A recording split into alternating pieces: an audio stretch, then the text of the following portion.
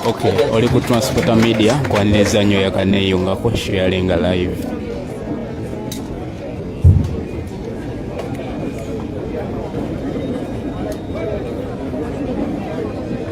Oli ku Transporter Media na on the Transporter official Facebook page yange 1kg wamwe ya atugenda musala zikakanya kati Rabbana atina fid dunya hasanatan wa fil akhirati hasanatan wa qina adhaban nar. Oh God, we are here today as our Creator, full of wisdom. We are requesting for the justice of this country. We pray in Allah's name. Amen. Please have your seats. You're most welcome. This is the National Unity Platform. People power. Our power. People power. May I invite the members of the Electoral Management Committee to please come and have their seats. Members of the Electoral Management Committee, I want to thank all of you who are here with us this morning. We are proud that you are here this morning. Mr. President, sir, allow me in a snippet of time introduce the people that are with us this morning. Mr. President, amongst us are members from the diaspora. Please stand up for recognition. Those from the UK and you're most welcome. All of those members from the diaspora, please stand up for recognition. You're very most welcome. We are grateful for the great work you're doing away from your country. You are playing a big role. Please sit down. Thank you.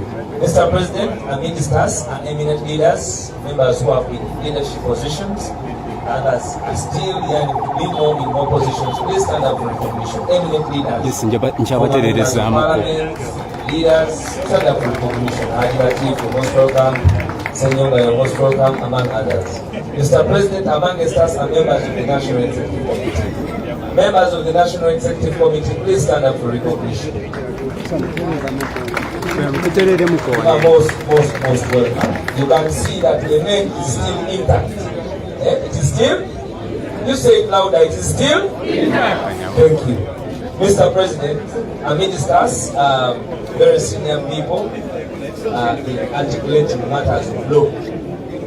They have been fighting battles, but they recently won a battle that they were supposed to win anyway if anybody had gone to school. But because we have those who we doubt whether they went to school, we have to fight. Allow me to introduce you this set of lawyers led by Banai Abo. Gambia.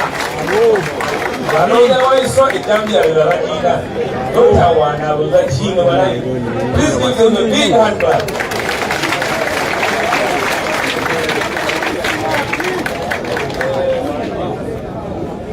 That is the Electoral Management Committee led by, please, the Electoral Management Committee, stand up for recognition.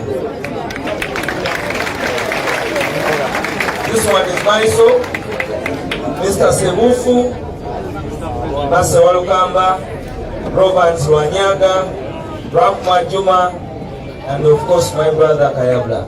Thank you very much for the great work that you're doing in the national platform. Ladies and gentlemen, I was introducing to you members of the legal fraternity who beat the dictator down. They beat the Judge General down. You know, somebody who was being referred to as a chairman and he wanted to get Judge General. He has been refused from that. Allow us to introduce Senior Counsel Pale Baraka.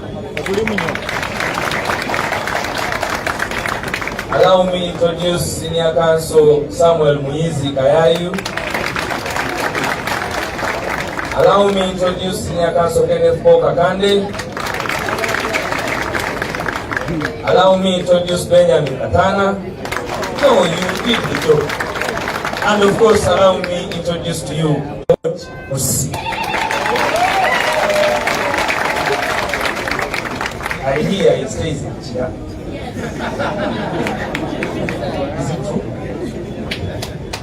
Ladies and gentlemen, Mr. President, the ministers and the speakers of council, led by his honorary, please stand up for recognition.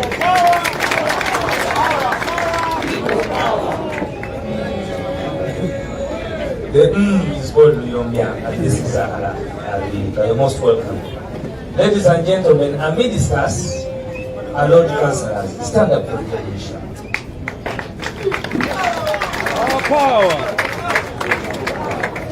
This man here, Hakim, did some good work in Duengo there. Thank you very much. We saw your work. Don't allow people misrepresent us. Stand up and say the truth. Thank you very much, Hakim. Ladies and gentlemen, our ministers and mayors, please stand up for recognition. Mayors and deputy mayors. Sarawati.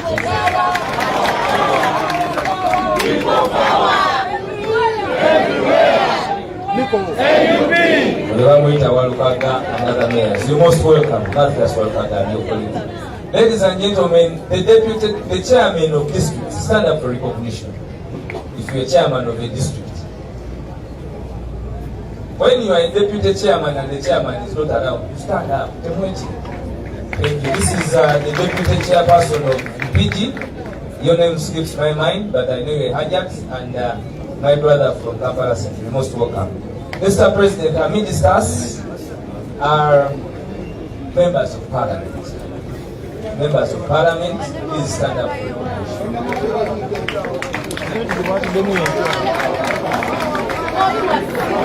I will introduce you, Honorable Alan Sawanyana. You're most welcome, much in the West. Honorable Aisha Kabanda, you're most welcome. Honorable Tewandeke Charles, you're most welcome. Honorable Helen, you're most welcome. Kalangara. My sister Susan, you're most welcome. Honorable Butuma. My brother Nieko, you're most welcome. And Tiger, Balimwezu, you're most welcome.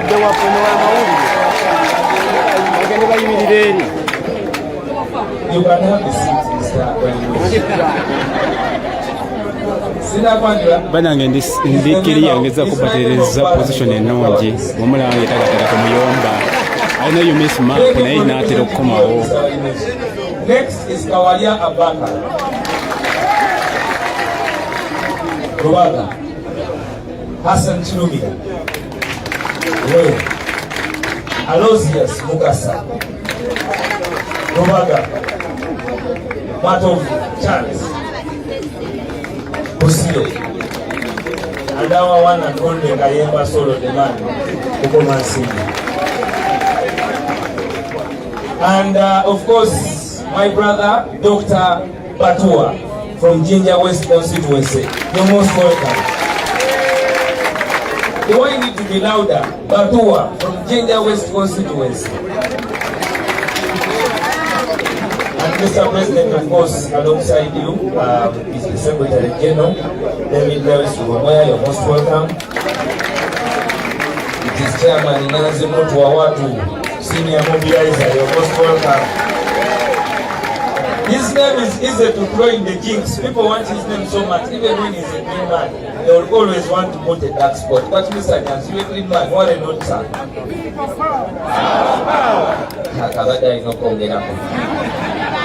My brother Nubian Lee, you're most welcome. Our Deputy Secretary General Aisha Kabanda, you're most welcome. Butambara, allow me to introduce our Deputy President, Jacqueline, you're most welcome. Allow me to introduce our veteran Deputy President. Our default. Thank you very much. I want to take special recognition, Mr. President, of the media. Thank you very much for always being here with us. We don't take you for granted.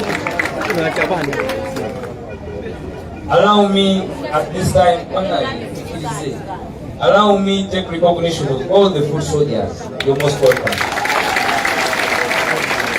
All the leaders this side, you're most welcome. And lastly, I will introduce my boss. But before I introduce my boss, let me introduce Sarah Mongi, the Secretary to the President. You're most welcome. We always forget them, but they do a very, very good work.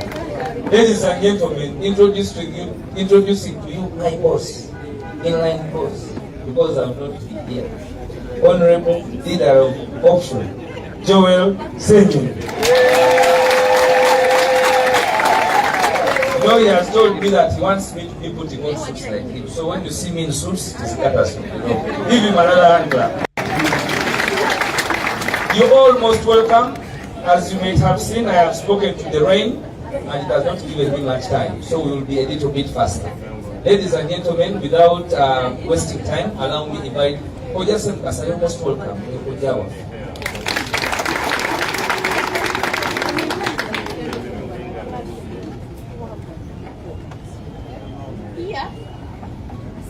And our security team, actually, you're most welcome and thank you for the work that you're doing. So, ladies and gentlemen, as I said, because of time and having spoken to God, He has not given us so much time. We will be very fast. Ladies and gentlemen, allow me at this juncture invite Aena to come. Ayen Annex to come from Karamoja. From Karamoja. They continue saying a lot of words about us, but that handsome man is coming from Karamoja. And he's not coming alone. Please clap for him as he comes.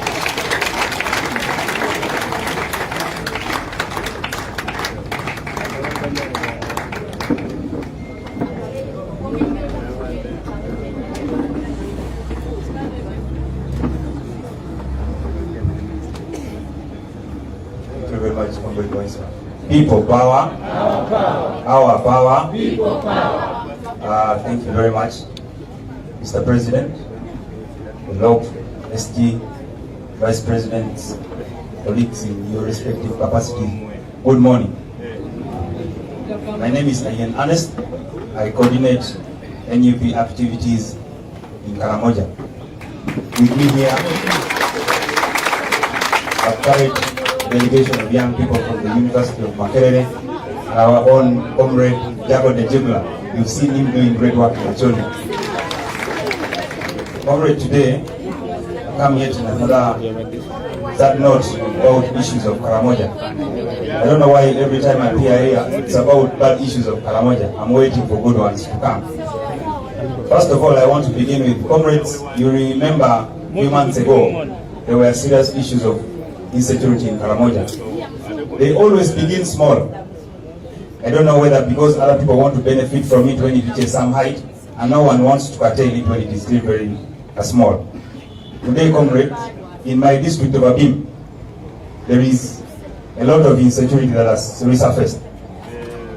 About a week ago, a young man who had gone to clear his garden was hacked dead. Anything about it. It is very sad that in Karamoja, even when you are just thinking to be opposition, they already know. But when things like this happen, no one even gets to know about your report to the world. So that is the state we are serving with. About 2-3 weeks ago, a man's house was burned. And he was killed, an old man. Just about 500 meters from where I stay. About around 10, I was still charging my phone in the neighborhood. And nothing was done about it. Yet there is a security committee that is at the district level. No one has managed to report, even to reach at the national level. And we have press briefings of the police to note about things that are happening in Karamoja. The gentleman who was killed is about my age, called Achila Patrick, from the sub-county of Atunga in Abim district. Ladies and gentlemen, another note. Famine has resurfaced in Karamoja. It is not because we the Karamojans are lazy people, or we do not want to care about ourselves. We try everything. But because of the climatic condition there, sometimes things cannot work, but the government has failed to respond to this issue of Karamoja. For those who have cared to move to Karamoja in the last few months, you see our people fill the buses to move to wherever they can go. They do not even know who they are going to or where they are going. They are only going there to find ways of surviving. When you see my brothers and sisters here in the streets, it's not because we are lazy, but the conditions there cannot make us survive. And this government, I think, has done it deliberately. To affirm my point that sometimes they do it deliberately, Parliament severally has passed money to build dams in Karamoja. These dams are supposed to give us water, maybe for irrigation and stuff like that. In Kotido, Karamoja Dam was given 6.9 billion in 2018. To date, that dam has not been completed. When we complain about these things, it is not because we are lazy. It is done deliberately by the regime to keep us in that situation. Kowloon Dam was given 20 billion shillings. Up to now, that dam has not been completed. In Kochida alone, there are 44 valley dams, but none of them retains water for more than 3 months. Those are facts that you can check and verify. In Abim, a dam of 3.7 billion shillings, the groundbreaking was done by the Vice President, Jessica Lopo, in 2022. To date, the dam has remained the state in which it was left. They only dug a few trenches here and there, and nothing has been done to date. We pray that our vocal leader of opposition takes this matter to Parliament. We also want to say that as the National Unity Platform, the situation there is very dire.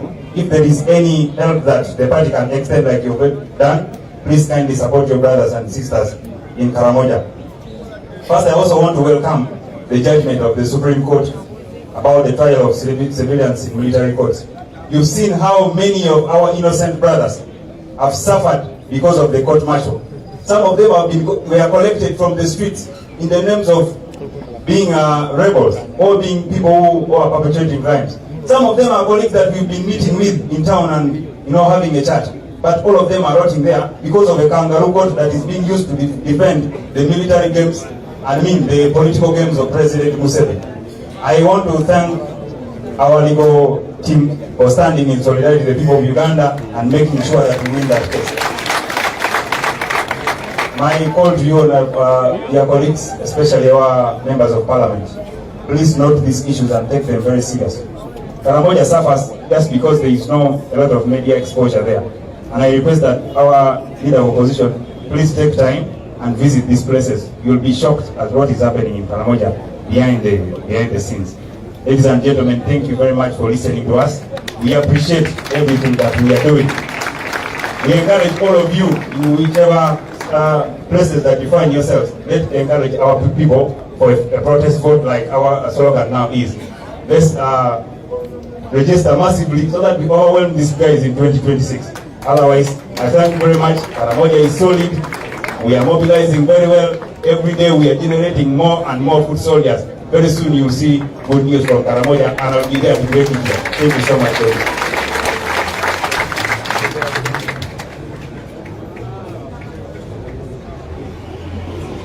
Oh, they have told me that we've not spoken in their language.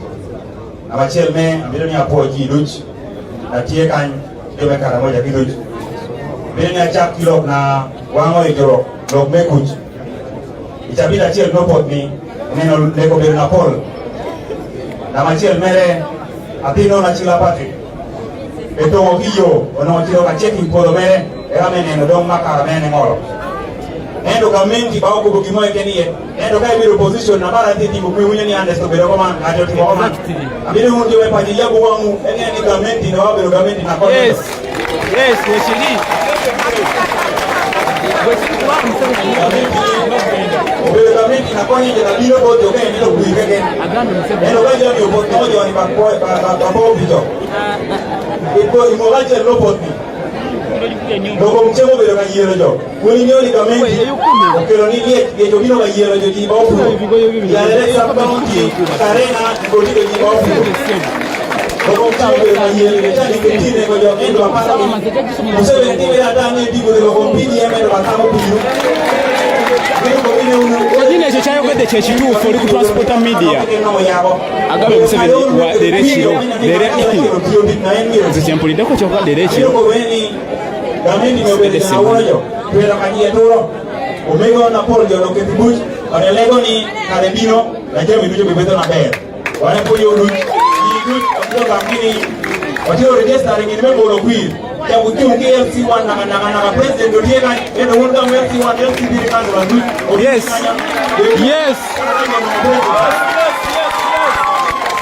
nina kitayogedde kyekyo I also want to thank we are grooming young leaders so that transporter media nange run transporter mapinja TV ko YouTube wali ko etolinyo So whenever you find a student from Karamoja, you must thank them because these are the brains that we are moving. Thank you so much, ladies and gentlemen. You're most welcome, Transporter Media. We're live on Facebook. We're live on Map in the TV YouTube channel. There is a very influential comrade on social media called Jago the Juggler. He's actually by tribe.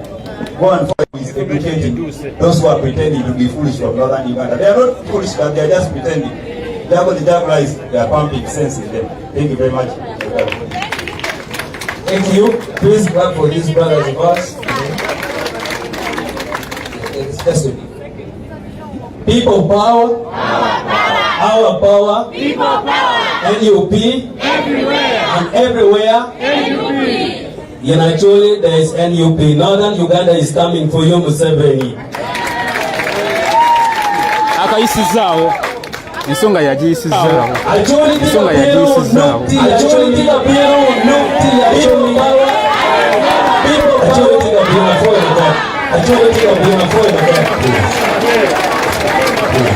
NUP is in the mood. NUP is in the mood. Thank you very much, our brothers. Thank you very much, our brothers. Ladies and gentlemen, allow me invite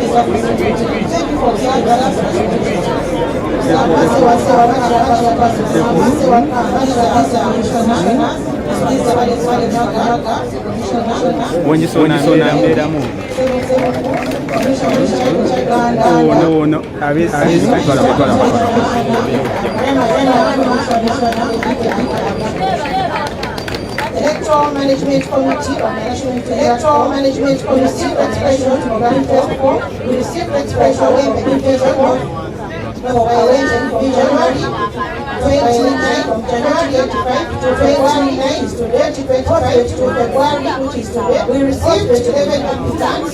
We received 11 applications, but only 10 meets the minimum requirements. And these are 1. Magara Umaru. Number 2 was Mr. Moronga Mafias. Number 3 was Mr. Nsereko Moses. Number 4 was Mr. Frederick.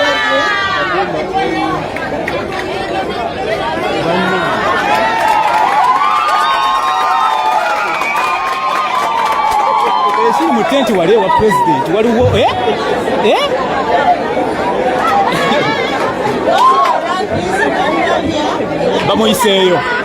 bamuyiseeyo president agambye ati aveeyo oyo omu ku bakandidate muze kumulaba ku TikTok yasize otambula president agambye aveeyo kadi ya kawepe novi oli ku Transporter Media bana nabagambye ne press conference ya Kasameme maso ku lutimbe teri kutemya saga Saudi sategedde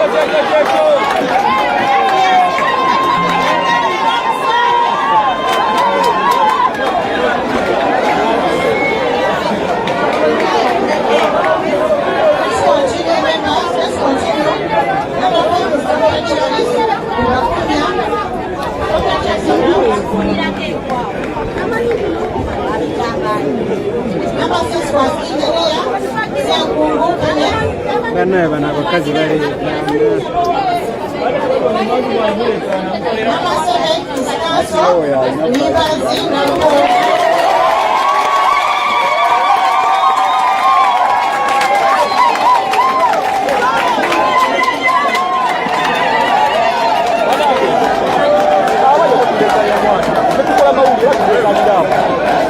bagende balekanire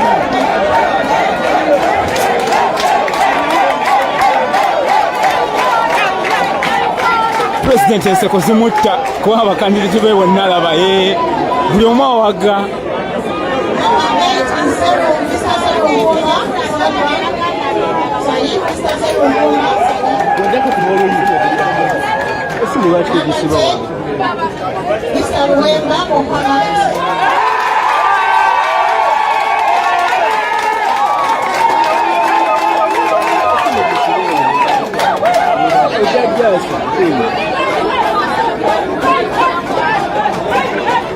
Byabufuzi ebbugumu mu byobufuzi program ejja live ku Map Media TV. Map Media weekomera wet ebbugumu mu byobufuzi program ejja.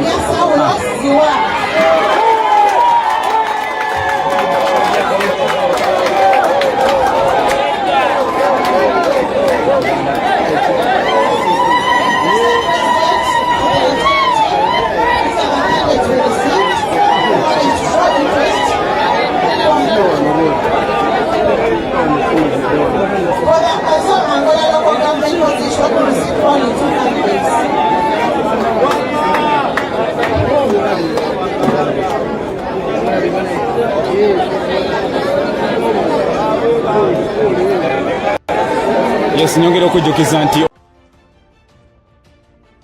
oli ku mukutu gwa Transporter Media nange Ronde Transporter ku YouTube wale Map Media TV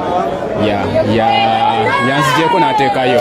So abo be bakandidate bolengera 1 2 3 4 5 6 7 8 9 10 bakandidate 10 beesimbe ku kifo kya Kawempe North ebbugumu mu byobufuzi program ejja ku Map Media TV. Map weekomera wet oli ku Transporter Media sharing live press conference kasa meme abali misiri omanya ekyokukola.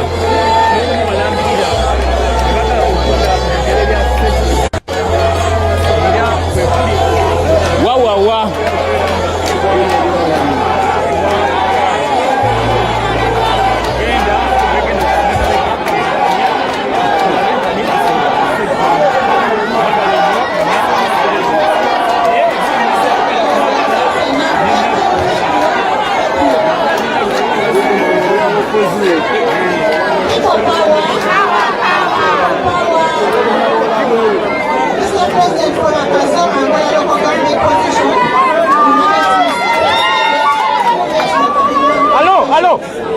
Another one is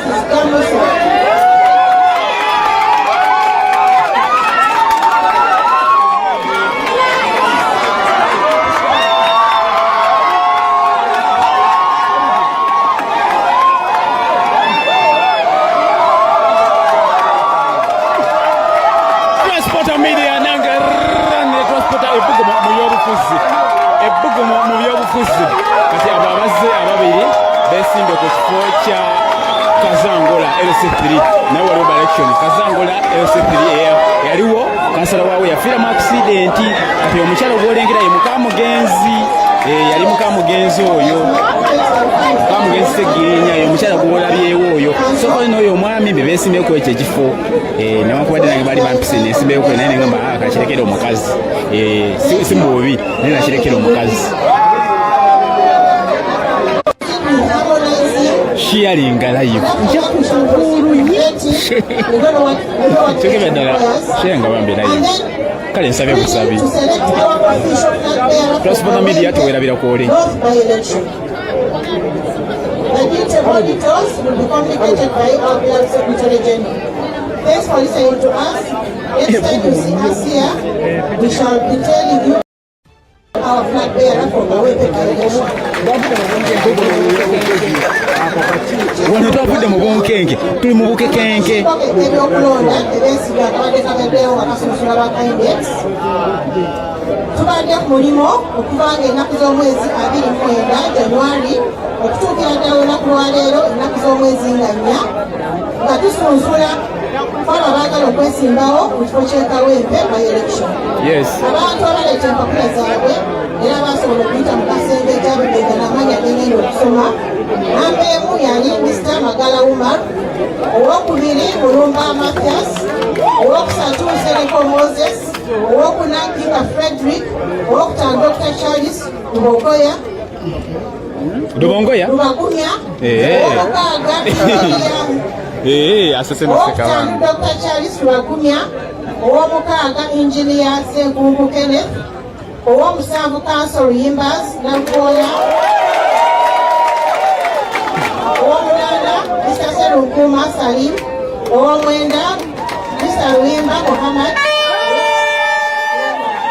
Owokumi Mr. Kulya Saulo Mziwa. Tulina ne by-election ey'abakansala ekazo Angola. Twasobodde okufuna abakandidate babiri omu nga Yiga Musa.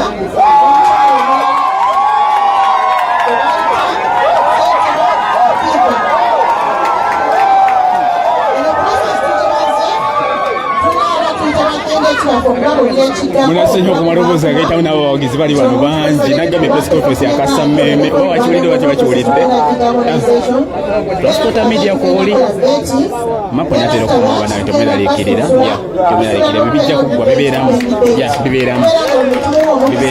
kyenda okugamba nti bibeeramu ebimbuuza byonna bibeeramu tebibulamu bibeeramu era oli wakubuza transporter yakyogerako ki mugambe nti yagambye bibeeramu tebibulamu. Yes.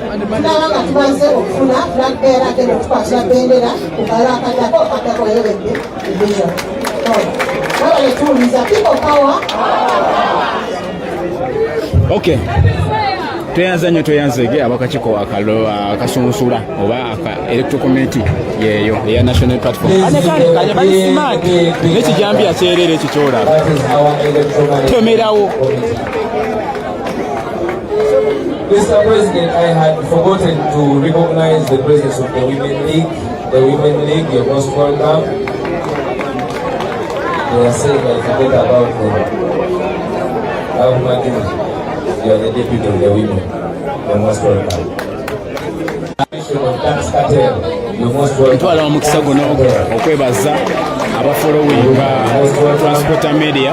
Ntwala omukisa guno okwebaza abafollowinga YouTube aba subscribing ku YouTube channel yange ya transporter media. Matthias Walkaga, you're most welcome. Mama Sam, you're most welcome. Thank you so very much.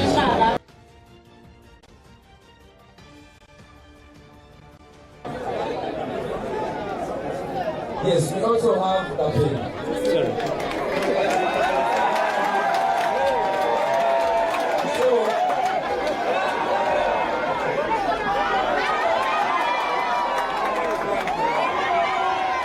Kaperenga yugeza mani simanya ajja kwesima kwa mpeno. Ne Mama Trump. Ne mushara we Mama Trump. Mama Trump netwachi. Mama Trump kwa kumbala we kata kuli. Ate oli we musoma kwa kuli. Our power. People power. Wewe ndio Mama Trump ndio most welcome. Thank you so very much. Westi wekikola mu national platform wala simanyi westi wekikola ku transporter media wala simanyi. Okay. Thank you so very much.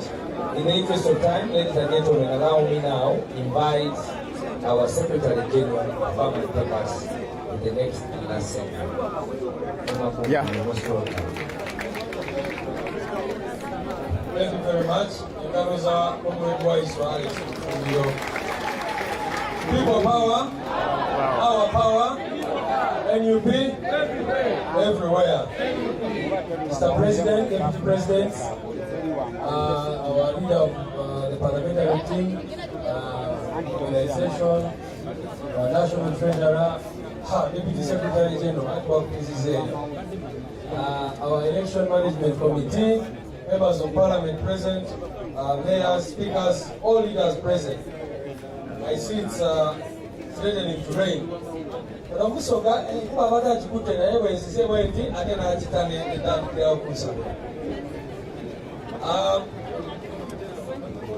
ladies and gentlemen, those are our candidates for NUP under the Kawempe North by-election.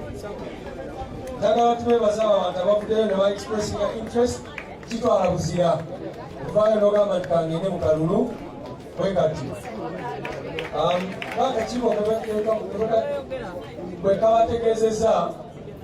are going to have a vetting process.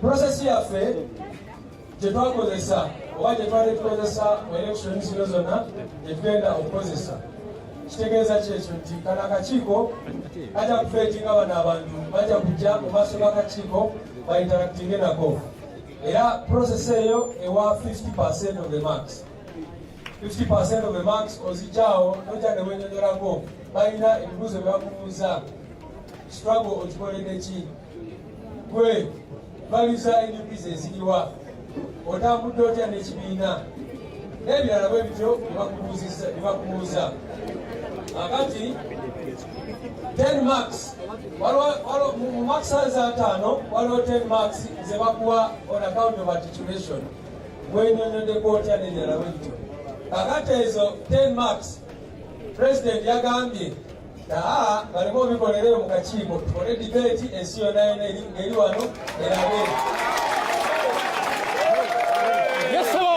sonoonya ku lunaku olwokutaano this week we shall have a debate of all these candidates here. Era you people are going to come and be asked and interact.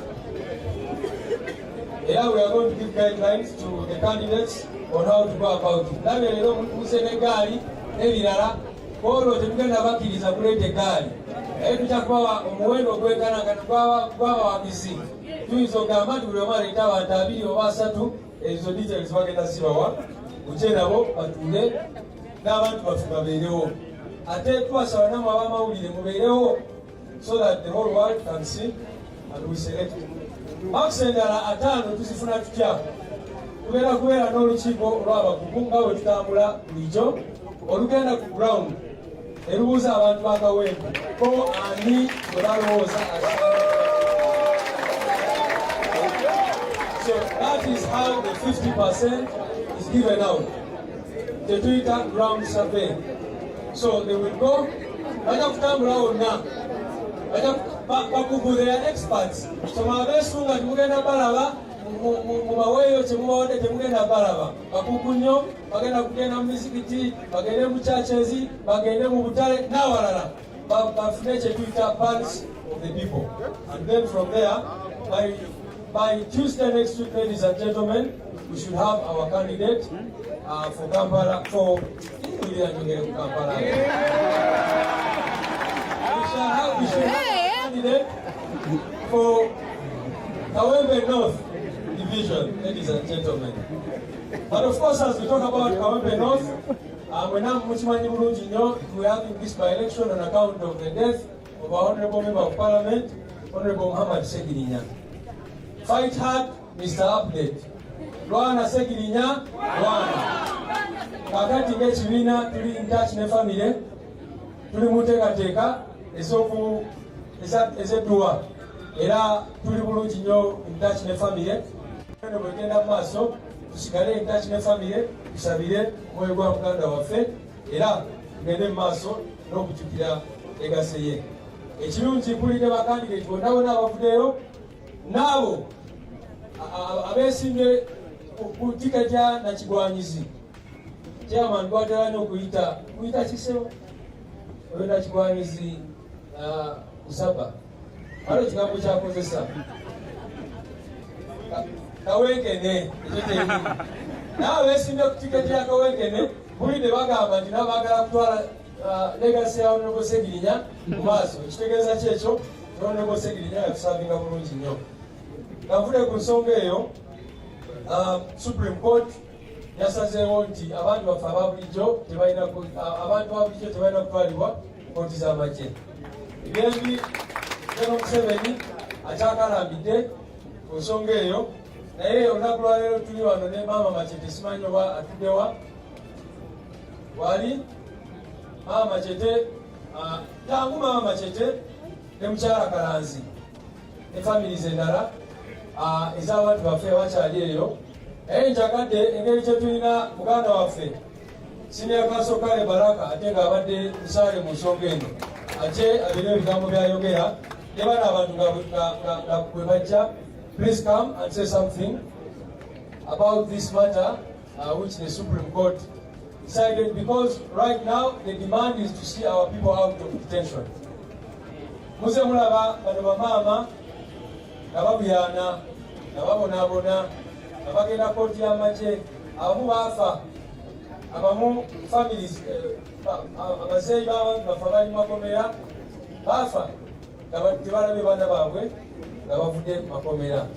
So olunaku lwaleero tuli nabo, but I want to invite you Council Kale Malaka together with these families. Banange njagala mukubire bano abantu engaali z'amaanyi balwange olutalo bakola kyonna kyonna abazadde bano bamaama tubeebaza nnyo. Your Excellency the President, the leadership of NUP, ladies and gentlemen, I'll be so brief. SK has already introduced me. My name is Caleb Alaka. The struggle to free our young men and our young women from the grasp of the General Court Martial, which has been used as a tool by the dictator, Museveni, finally led to fruition on Friday.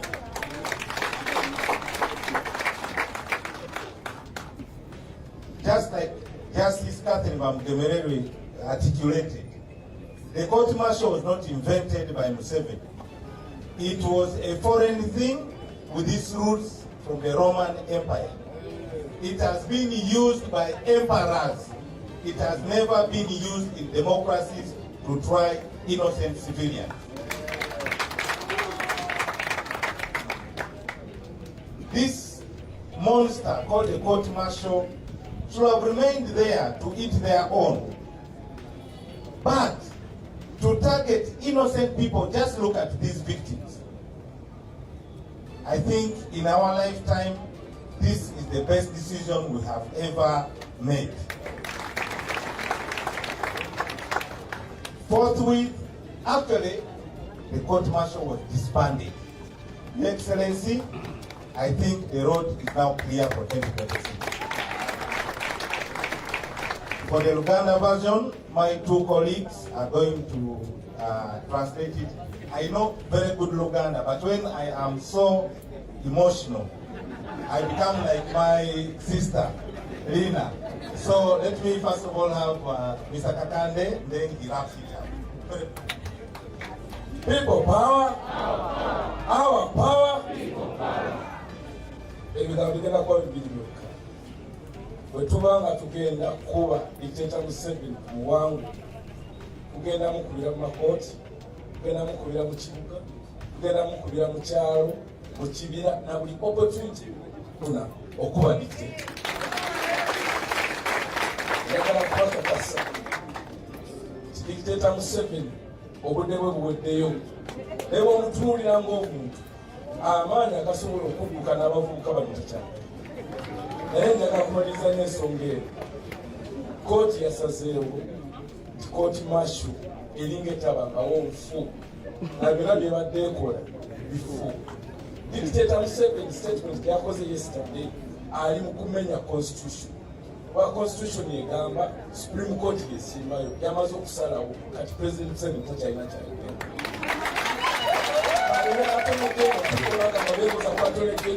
Attorney General yabadde party emu mu Supreme Court ali side ndala anaffe tuli side ndala netumukuba ekigwa takyayogera.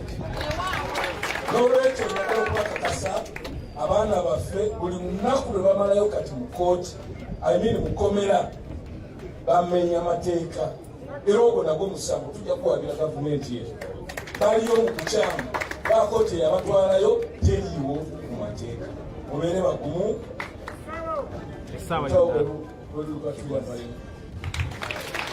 People power!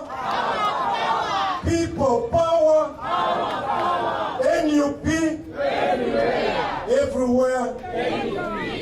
Omulimu gwange mwangu nnyo bwate tulaga wakakati. Ekisooka baganda baffe bagenda kuva mu kkomera. Ne bwe kitegeeza ffe kukampinga ku makomera nange gye tugenda kaakati bagenda kuvaayo. Ekirungi tukimanyidde twali tugenda ne ba clients mu kooti eyo ne twesanga nga nabbe tuli basibe endabbo. Oluno Balaka ebasooka okusiba luno tuli redde tugenda kwegatta kwabo kusabinga obusibe ne tugenda kuvaayo nabo. Tewali kuwannaanya eno kooti ya byabufuzi kyova olaba mu mwaka gwa 2005 yali Dr. Kiza Besigye yali agenda mu bwokaano. Tuba tugenda nga tufunye omukubi omupya omusambi omupya His Excellency Robert Kyagulanyi Ssentamu.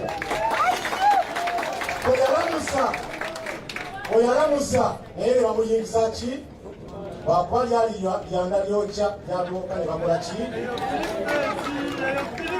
So ffenna tulina okuyiwayo omubiri, tulina okuyiwayo amaanyi gammwe tugeetaaga, tulina okuyiwayo obwongo tulabe nga tukola ki.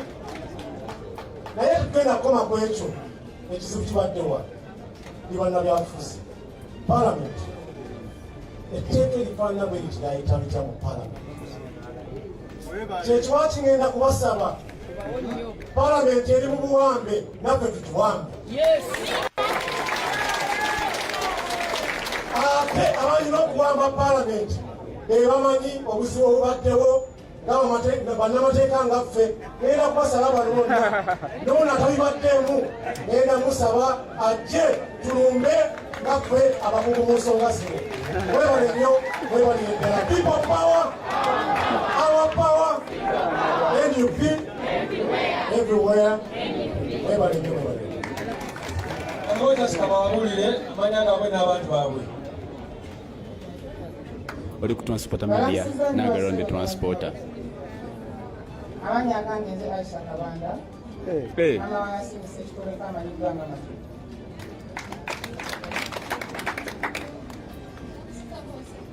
Kazindaro.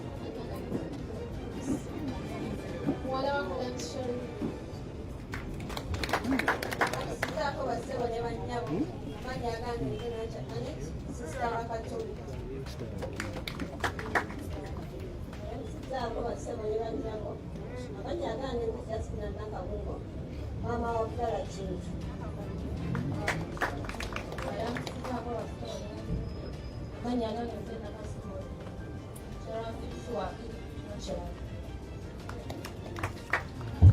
Yamusiza kubagalekisa amanya agange nze Obwanga Moses nze mukulu wa gavumenti.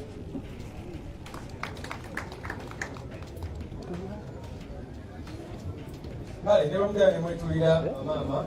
Thank you very much Council. Ndowooza mulaba obuzibu court martial kyetegeeza abaana abato balaba abantu bamaze kukomera emyaka 4. Ate bwogenda mu kooti kati ng'ekitalya oyo byabadde ayogerako owa muganda waffe owa Karamoja osanga yababadde emyaka 10 nga bali eyo tebaleetebwa mu kooti teri kigenda mu maaso. Kooti maaso ebadde esindika abantu just wait. Kati kooti maaso eyo waliwo baganda baffe era nabogereko leero ku mitimbagano. Omu bamuyita Anglikosiyaki, mulala bamuyita Hamza. Abantu abo baali ba coordinator waffe aba West Nile. Court martial ne bakwata ne basiba abadde tebawozesebwa bali eyo. So bannamateeka baffe bantegezeza Kanso Musisi ne Kanso Katana era ne bano bakyogeddeko. Olunaku lw'enkya bajja kugenda mu kooti bafayiringe demand ya unconditional release. Bano abantu ba Museveni tebatadde abantu baffe kubanga tebali ku contempt. Kooti yasazeewo dda abantu bonna bateebwe. So bala tewafuddeeyo bano bannamateeka baffe bajja kutambula ne bano bemulabye bano family zino badimandinge through other courts okulaba nga babeera release unconditionally. Finally, kyembayo basawo ne banyabo mwebale nnyo abagenze ne mwewandiisa n'abo aba-updatinze details zaabwe. Voter update ebadde unfair nnyo, erina ensonga nnyingi ezirumira ezigibaddemu namwe zemanyi obulungi. In the other parts of the country, you find that parishes are too big and there is no communication about this voter update, the register update in some areas. So it has been a very, very big issue and we've been talking about it. The other thing we've been complaining about is involving DSOs and DSOs for those people who want to register. Of course, it was very deliberate by the Museveni regime to discourage millions of young people from coming to register. Ensonga eyo mubadde mukiraba nga buli muntu yenna yenna agenda kwewandiisa bamugamba basooka ogenda ofuna omukono kuva wa diso ne ba diso. Abo abantu tukimanyi bulungi state operatives. Osobola otya okugamba nti omuvubuka ayagala kwewandiisa asookera agende owa diso. Of course tumanyi bulungi nnyo nti babadde bakikola deliberately okulemesa naddala abavubuka okuvaayo ne bakola ki ne beewandiisa. Era ntegeddeko nti parliament eri mu kidibeti nga ttiimu yaffe leader of opposition honorable Aisha Kabanda n'abalala babadde ku nsonga eno tusuubira parliament egenda kuvaayo n'eddoboozi ekintu ekyo kikome so that tufuna abavubuka bonna bonna n'abakadde abadde tebannewandiisa basobole okugenda kwewandiisa. Tubadde tukubiriza abantu abali eyo mu byalo bwe mba muwulira nti mu byalo gye muli wala nnyo ffe tuba invitinga mukyalo mu Kampala mwewandiise kubanga nga bwe mmanyi nakyogerako tuzi nti kati egende tutuyita protest vote eyinza okubeeramu vita y'amaanyi nnyo ate vita esinga okubeerawa mu kibuga sogera Kampala Central yokka osobola okutya newandiisa ekawempe nakawa n'awalala wonawona kubanga eyo abantu abamu batatugamba mu byalo babasumbuwa nnyo nnyo nnyo bwe mukyeno mweregisteringe musobole okubeera registered voters. Finally, size of polling stations ekyemandering egenda mu maaso twabagamba nti tuwandiikidde akakiiko k'ebyokulonda era ne tekana tuddamu era tuzemu ne tubawandiikira nga twasaba ne meeting olwa unfairness gye tulaba egenda mu maaso bwe twasaba okubeera ne press conference nabagamba tibagenze wano mu Kampala ne Wakiso ne bateekako ebifo bingi nnyo ebyesimbwamu abantu baffe era bwe twogendera wano bakansalazi abamu ebitundu bye barepresentinga babigyeko tebikyaliwo. Tebakomye awo bw'olaba organisation ya polling station zaabwe wano mu Kampala ne Wakiso ogenda kwesanga buli polling station erina okubeerako abantu wakati wa 800 n'olwenda between 800 and 900 people. Kakati omuntu osobola otogamba nti abantu 800 oba olwenda basobola kukuba akalulu polling station emu olunaku lumu. So nga bw'ogenda mu district engala obamanyi nti basobola okubbira obululu ogenda kwesa polling station kiriko abantu 2, 3 n'ebirala bweno etubuuza bwe mutulabako amatu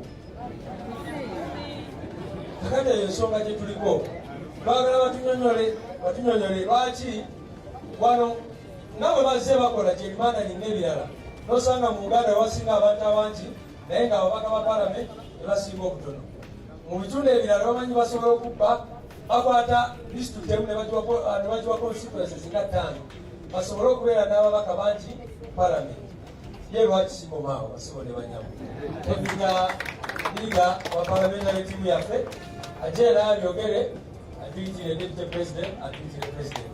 People power, our power.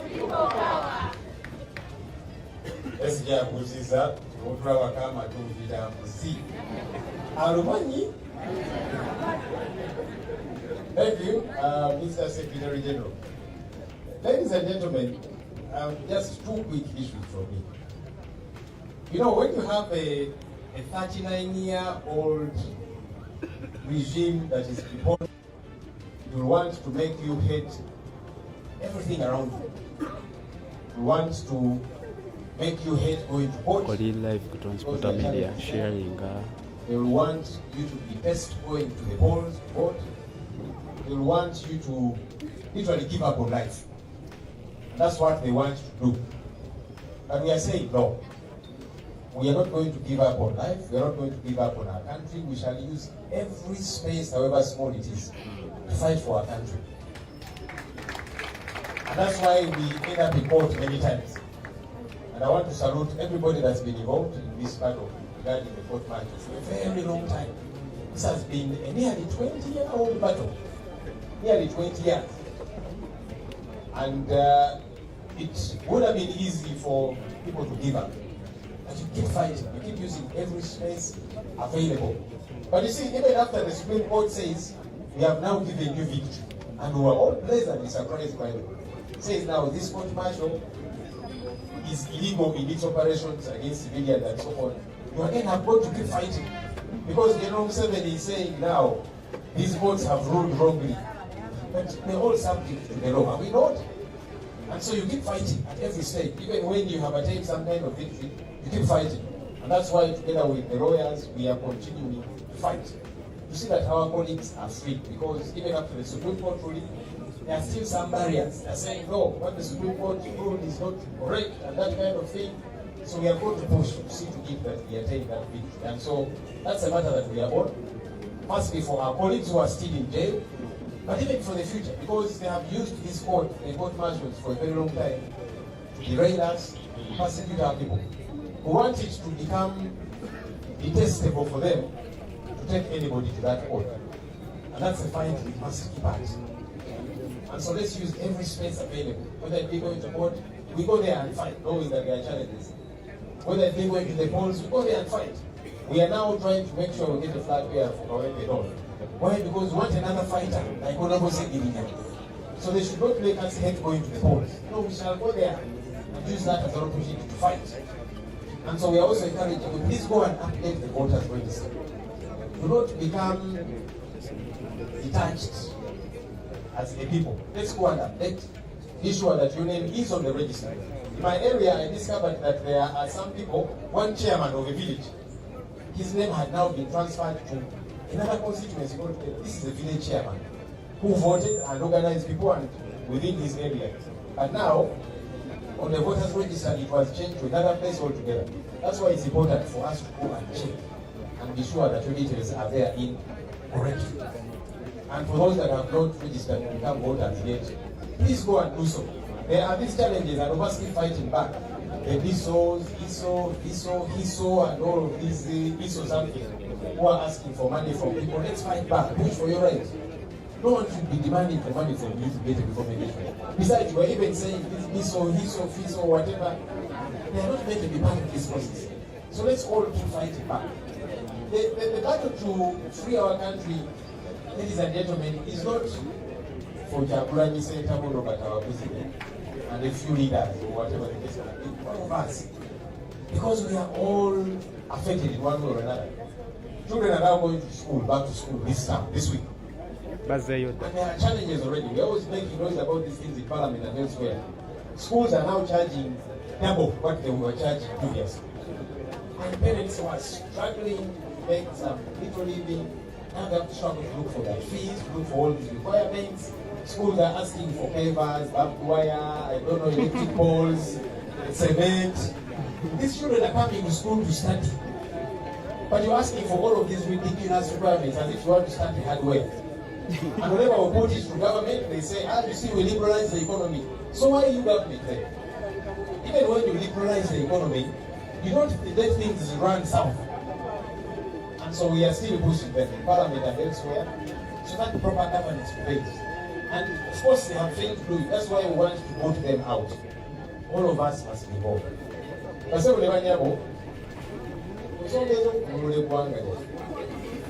Tulina kukozesa bimwaganya kunakugira obeera n'obukulembeze ng'obajjira okusebe obutulemeddeko emyaka 34 bagenda mwana bajjagezako okubakyayo buli kimu, kubakyaya okugenda makooti, kubakyayo okuba akalulu, kubakyaya buli kimu mwetammwe eggwanga lyammwe mwagala odifaamu.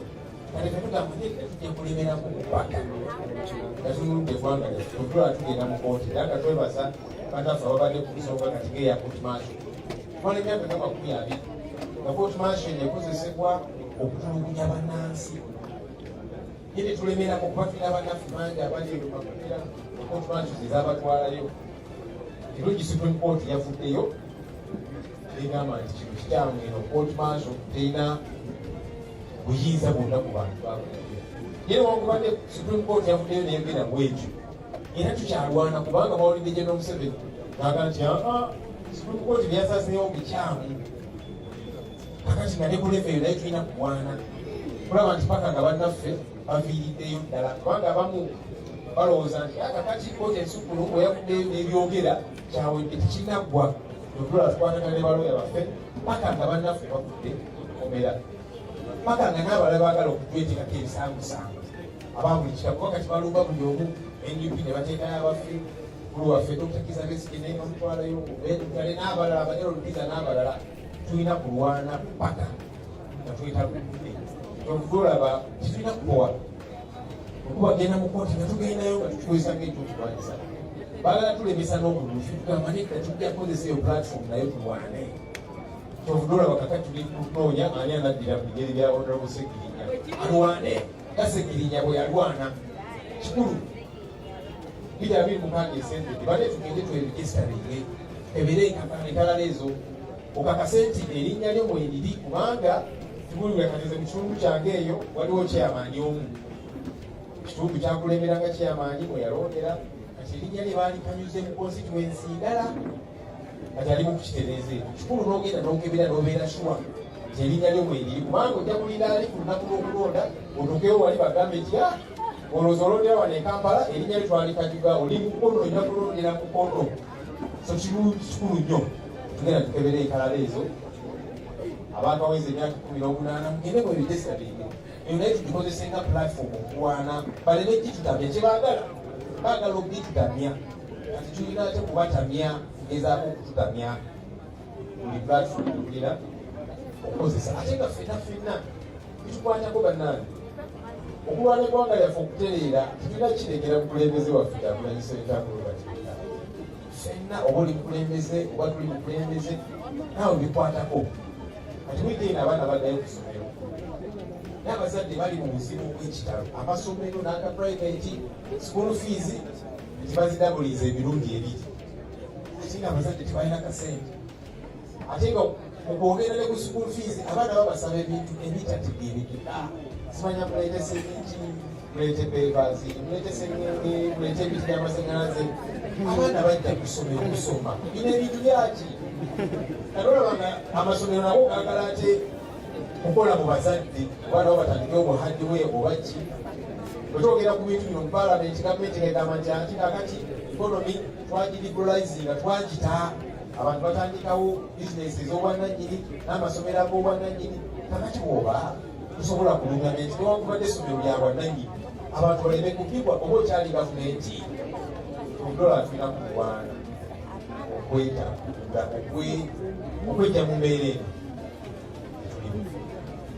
Let me end my remarks there and invite our Deputy President to take Northern Uganda, Mama Lina Zedwiga, who will invite our Mugole, Mama Jolie from Western Uganda, who will return by the President.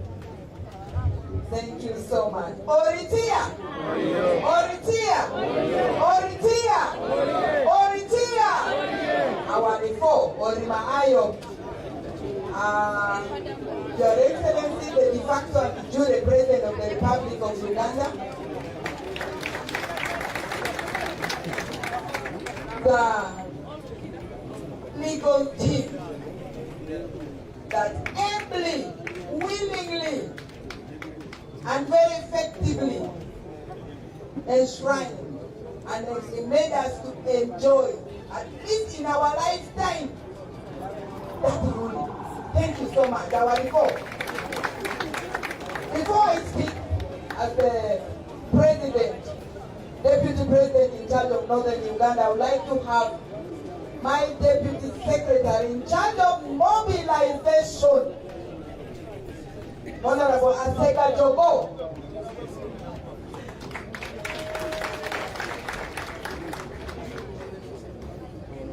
The environment in which we operate in Northern Uganda is like the Karoli that was swallowing a frog. And the legs of the frogs are outside, but the frogs' hands are around the Karoli. And that is the our report. Akadiyonze mundutisi androko andramayonze luparadisi. Amande yonze luparadisi. Anoskonrodi in Diworo Uganda wadiara amande yobaya masozo tupa. Amandera.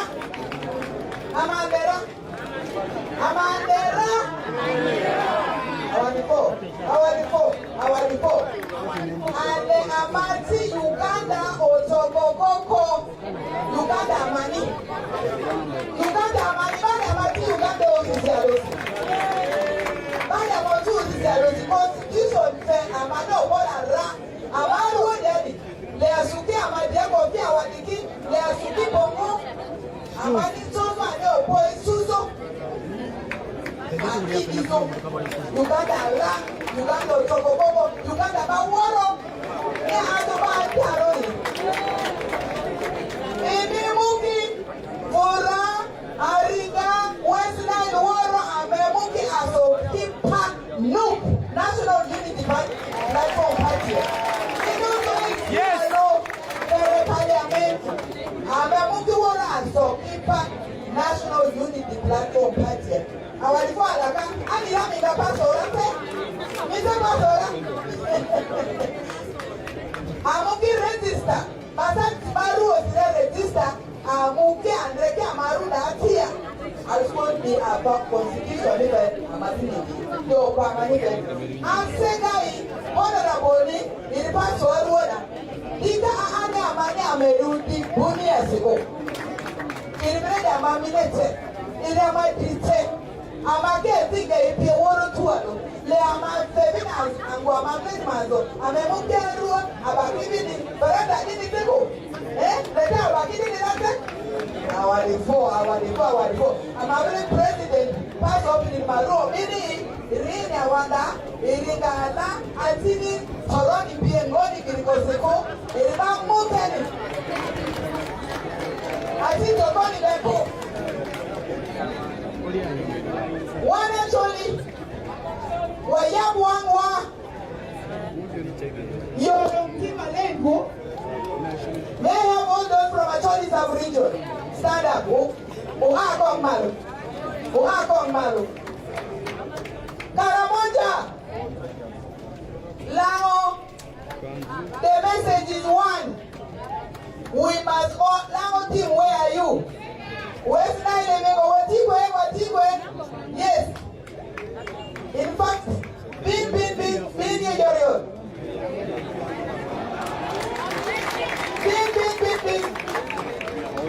For each one of us here, there are hundreds of people in the community living in denial. There are hundreds of people living in falsehood. Demystify that fear. Let's reclaim the truth and go to run in every position possible under the National Unity Platform Party. We are stronger together. We are stronger together. We are not committing a crime to support the National Unity Platform Party, to be members of the National Unity Platform Party. I am also coming. I am coming.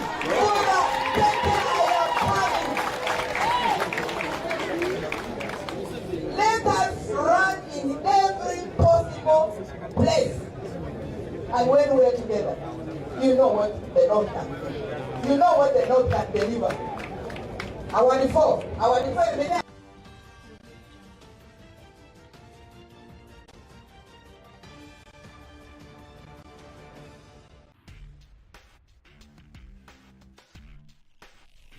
Boy, my thing, I like know it.